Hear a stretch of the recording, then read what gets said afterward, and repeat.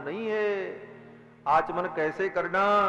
बोले खड़े होकर के नहीं करना, घुटने के बल बैठ करके नहीं करना, उकरू बैठ के नहीं करना, पालथी मार करके पवित्र आसन पर बैठ करके आचमन किया जाए। पहली विधि तो ये। और आचमन करते समय हाथ में जल लेकर के गोकर्णाकृति हस्ते न, गाय के कान के समान हाथ को ऐसे बना करके, और कितना जल? बोले मासमग्नम जलम पिबेत। मासमग्नम माने हाथ में उतना जल हो जिसमें एक उड़द, खड़ी उड़द डालो तो खड़ी उड़द डूब जाए। मासमग्नम माने हाथ में गदोरी में इतना जल हो कि उस जल में आप एक उड़द का दाना डालो तो वो डब्ब से डूब जाए, दिखाई न पड़े ऊपर, माने पानी के अंदर हो जाए। मासमग्नम, उतना जल पिबेत, उतना पीना चाहिए। लेकिन कैसे पीना चाहिए? बोले अशब्दम, शब्द नहीं होना चाहिए। पीते समय अगर सुर्र किया, चुस्स हुआ, तो आचमन अशुद्ध हो गया। सब विधि है महाराज। मैंने क्या कहा था कि हमारे जीवन की सारी क्रियाएं शास्त्र सम्मत होती हैं, वही धर्म होता है। तो जहां सुर्र हुआ, सुट्ट हुआ, चप्प हुआ, बोले वो आचमन नहीं हुआ। इसी पर एक कथा मुझे याद आ गई कि जब समुद्र मंथन में अमृत प्रकट हुआ तो भगवान मोहिनी अमृत पिलाने के लिए चले, तो देवताओं की अलग पंक्ति बैठी थी, दैत्यों की पंक्ति अलग बैठी। देवताओं को भगवान अमृत पिला रहे थे, उसी समय दैत्यों की पंक्ति से एक दैत्य आया, देवताओं की पंक्ति में बैठ गया, जिसका नाम राहु था।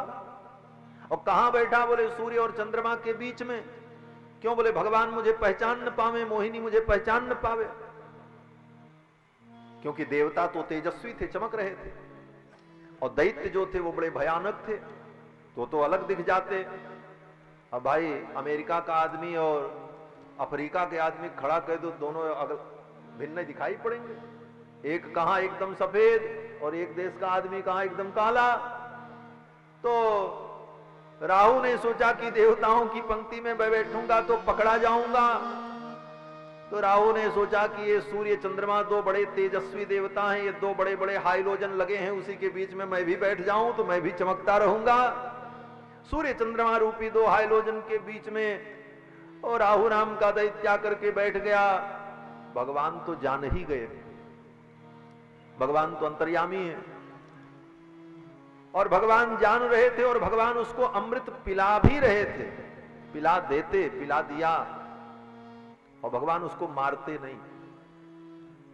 लेकिन जब वो अमृत पिया ना, तो आचमन कर रहा था, अमृत से ही आचमन हो रहा था। तो अमृत से आचमन करने के लिए भगवान मोहिनी ने जब उसके हाथ में अमृत दिया तो था राक्षस, उसको आचमन करना क्या मालूम, आचमन की विधि तो उसको मालूम थी नहीं। और आचमन करते समय अमृत को जब मुख में लगाया तो सुट्ट से आवाज भई, सुर्र की आवाज किया। जब सुर्र की आवाज किया तो इधर से चंद्रमा और इधर से सूर्य ने देखा, कहा असुर, ये तो असुर है, क्योंकि ये सुर्र सुर्र कर रहा है। जो सुर्र सुर्र कर रहा है वो असुर है, इसको तो आचमन करना भी नहीं आता। जो ही भगवान से इस प्रकार चंद्रमा और सूर्य ने कहा असुर, तो भगवान ने कहा जब सबई जान गया है तो अब तो मारना पड़ेगा। अगर वो ठीक से आचमन कर लेता तो भगवान तो अमृत उसको पिला ही रहे थे और बात बन जाती। लेकिन अब बात जब आउट हो गई तो भगवान को तो न्याय का पक्ष लेना था। भाई जब तक बात दबी है, चुप्पे चुप्पे काम हो जाए, पीछे से बैक डोर से फाइल निकल जाए तो काम चल जाएगा। लेकिन जब मीडिया में सामने आ गया तो अब तो सरकारी कार्यवाही होगी, प्रक्रिया चलेगी।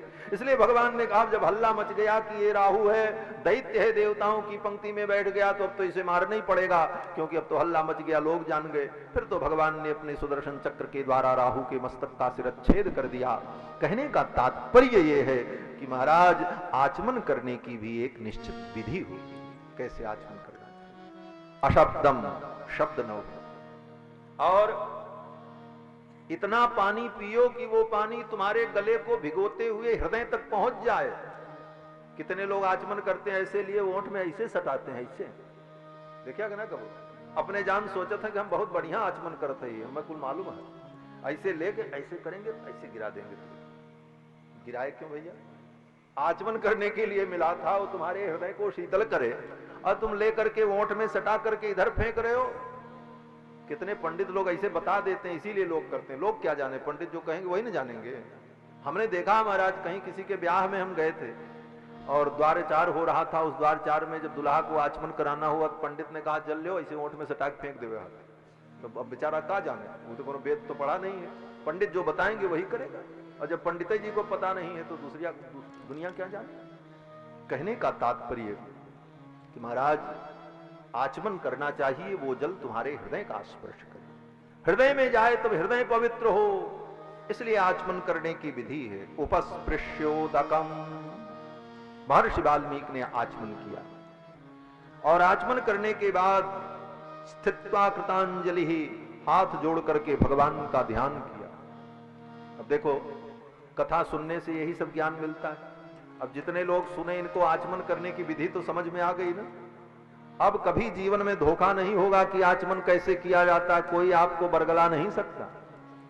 जितनी विधि है, कैसे करना, कितना पानी पीना, और आचमन करने के बाद फिर हाथ को शुद्ध करना।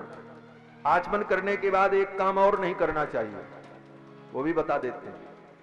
आचमन करने के बाद लोग क्या करते हैं, बोले ऐसे ही पोत लेते मुड़िया। यह गलत करता है। ये गलत क्यों है? बोले जब आपने आचमन किया तो आपका हाथ जूठा हुआ। अब जूठा करने के बाद उसको खोपड़ी में पोत के खोपड़ियों जूठा करा, ये ना भैया।